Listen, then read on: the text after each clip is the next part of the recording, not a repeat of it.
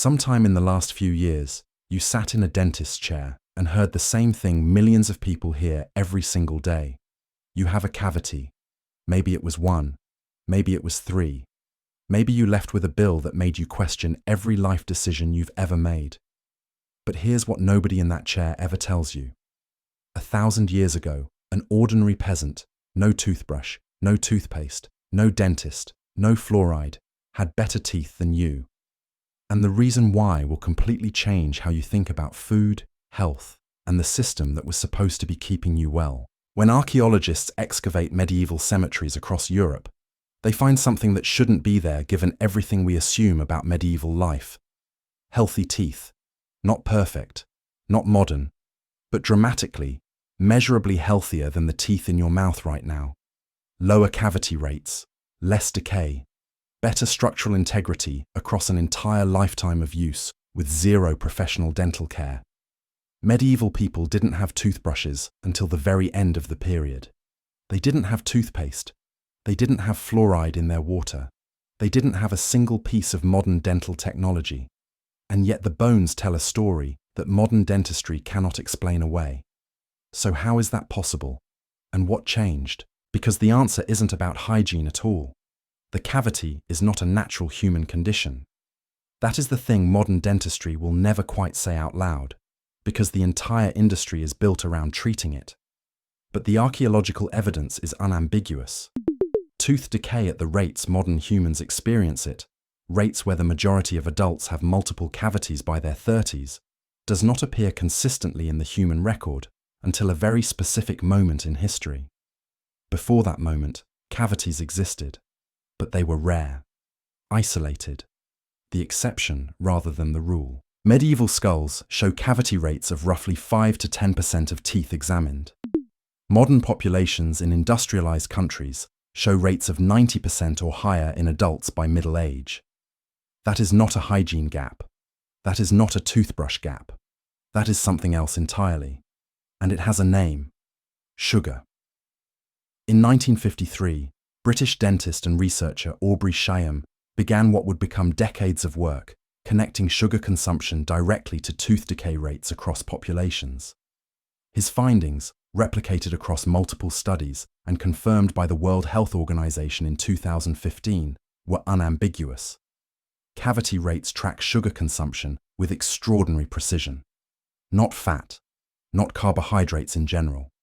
Specifically free sugars, the kind added to food during processing. The mechanism is straightforward. The bacteria naturally present in your mouth feed on sugar. They produce acid as a byproduct.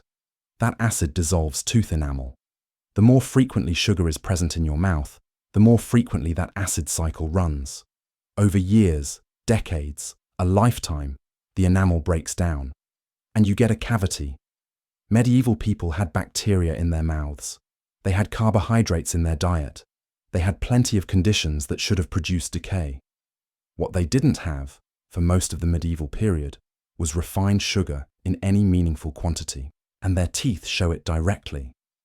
In 2014, researchers published a study examining the teeth of 224 individuals buried in medieval cemeteries across the UK, spanning roughly 900 to 1500 AD. The cavity rate across the entire sample was 6.8%.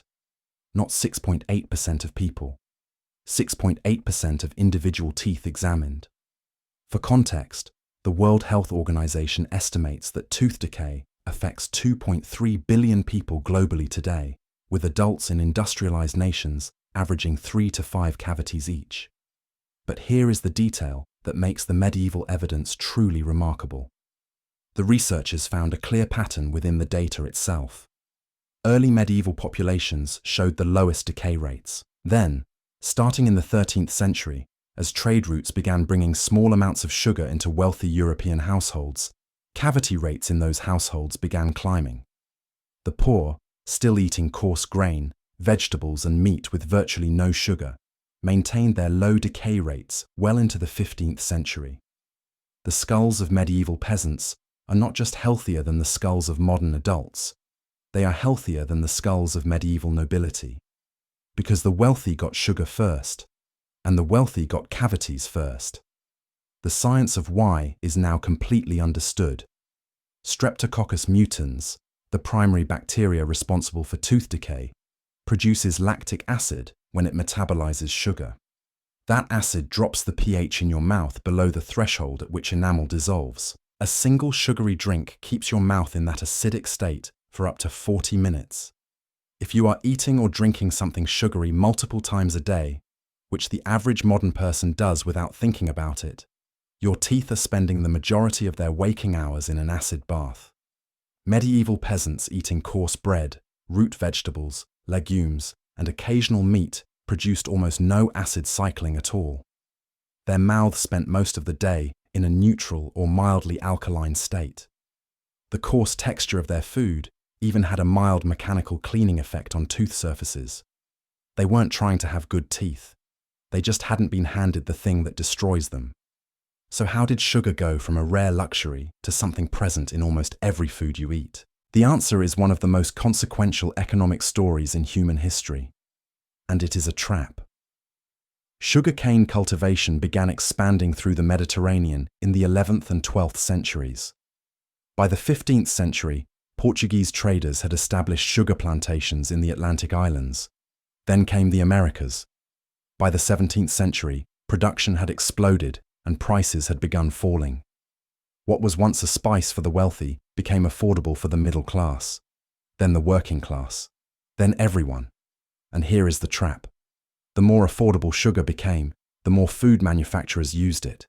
Not just in sweet foods, in bread, in sauces, in cured meats, in products that didn't taste sweet at all, but used sugar as a preservative, a texture agent, a fermentation aid. By the 20th century, removing yourself from regular sugar consumption required active, deliberate effort. It had become the default, the baseline, the thing inside everything, whether you chose it or not.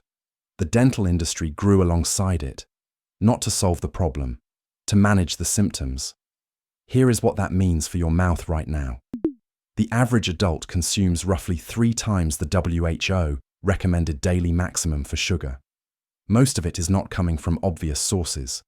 It is in the bread, the pasta sauce, the yogurt, the salad dressing, the things you eat without thinking about them because they have never tasted sweet. Studies of isolated populations with no access to refined sugar consistently show cavity rates below 2%, regardless of whether they brush their teeth at all. The toothbrush is not what stands between you and healthy teeth. It is the sugar that made the toothbrush necessary. But what if the cavity in your mouth right now isn't a personal failure? What if it isn't poor hygiene or bad genes or not flossing enough? What if it is the predictable biological result of an economic system that put profit above the basic integrity of your body and then sold you the treatment? A medieval peasant woke up every morning, ate coarse bread and vegetables, drank ale that was safer than the water, worked until dark, and went to sleep with teeth that would outlast their entire skeleton. They didn't floss. They didn't use fluoride. They didn't sit in a dentist's chair twice a year. They just never ate the thing that destroys teeth, because nobody had found a way to make money from it yet. We traded that for convenience, for processed food, for a global sugar trade built on exploitation and profit. And then we built a billion-dollar industry to fix what the first industry broke. And most of us are still paying for both.